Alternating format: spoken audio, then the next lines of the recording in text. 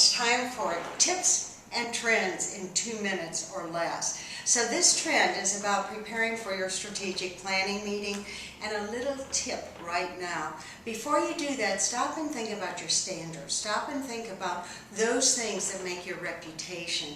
Think about what you're willing to adhere to or not adhere to defend that reputation.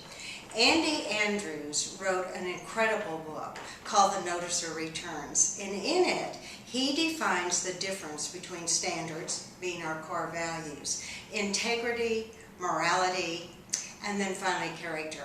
So he says about our core values, you know, we're smart to really sit down and say, what are they? How do we define them for ourselves? How do we define them for the company? But when you look at integrity, integrity means that you are doing, or it is doing, what it is intended to do. So a bridge can have integrity if it will allow the cars to cross it, and we can depend on that being safe. A person has integrity when we can depend on them to do what they say they're going to do.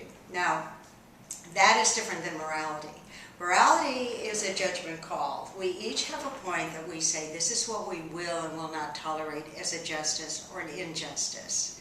So if you take that morality, I can be a moral person simply by making those calls for me, for my life, for my family, and for my company.